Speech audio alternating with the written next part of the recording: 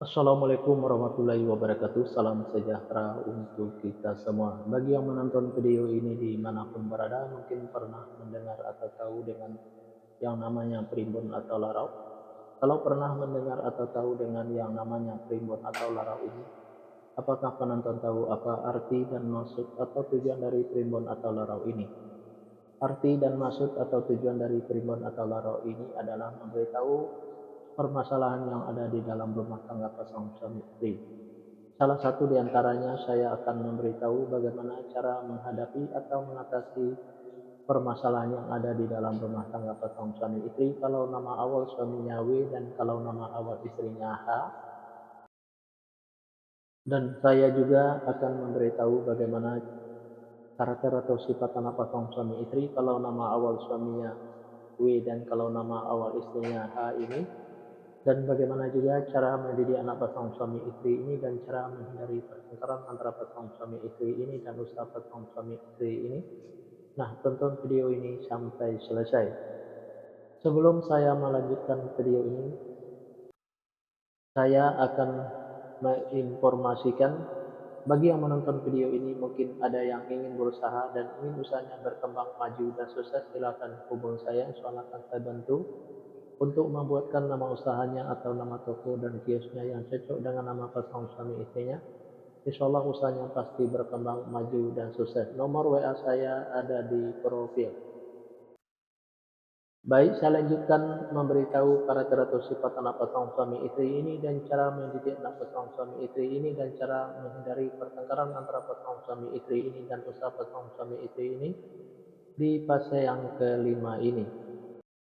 Di fase yang kelima ini, pasangan suami istri ini kalau punya anak-anak pasangan suami istri ini anaknya laki-laki. Kalau seandainya anaknya perempuan, anaknya pemberani, pintar, dan cerdas. Karakter atau sifat anak pasangan suami istri ini seperti pemimpin baik anaknya perempuan atau laki-laki. Mendidik anak pasangan suami istri ini tak perlu marah-marah apalagi sampai naik darah. Cukup dengan logika dan masuk akal saja. Insya Allah apa yang disampaikan anaknya akan menerima baik anaknya perempuan atau laki-laki. Pasangan suami istri ini gampang tersinggung baik suaminya maupun istrinya. Untuk menghindari pertengkaran antara pasangan suami istri ini, kalau suaminya lagi marah-marah jangan diladenin, dan kalau lagi emosi jangan ikutin emosinya. Dan kalau istrinya juga lagi marah-marah jangan diladenin, dan kalau lagi emosi jangan ikutin emosinya.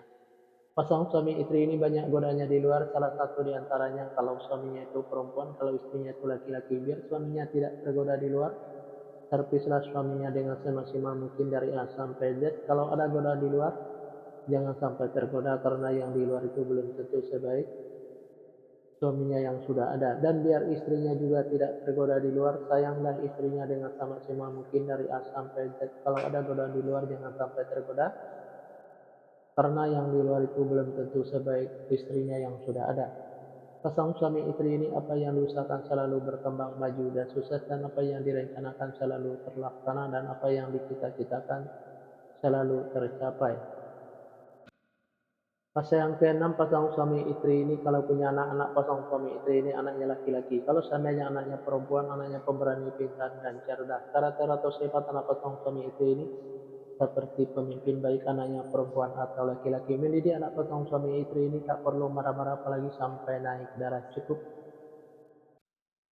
pasangan suami istri ini susah untuk menyimpan atau mengumpulkan hasil usahanya yang didapat, bisa dikarenakan pasangan suami istri ini boros, bisa juga karena masuk rumah sakit atau dirawat di rumah sakit, bisa juga karena ditipu orang atau dibohongin orang.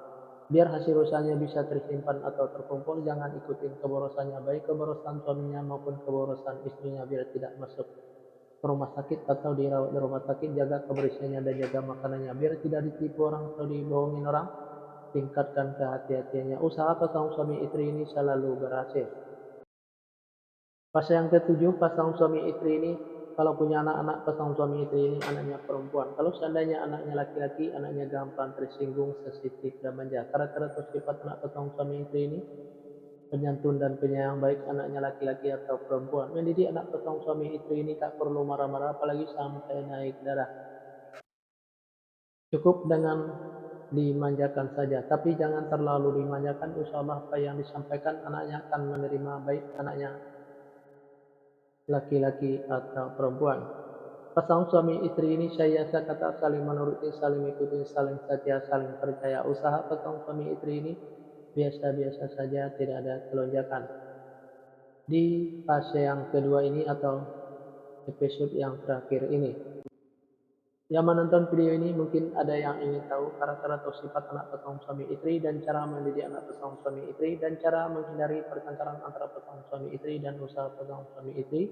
Kalau nama awal suaminya H dan kalau nama awal istrinya W. Nah, silahkan tonton video selanjutnya. Yang menonton video ini juga mungkin ingin tahu karakter atau sifat anak pasangan suami istrinya dan cara mendidik anak pasangan suami istrinya dan cara menghindari pertengkaran antara pasangan suami istrinya dan usaha pasangan suami istrinya.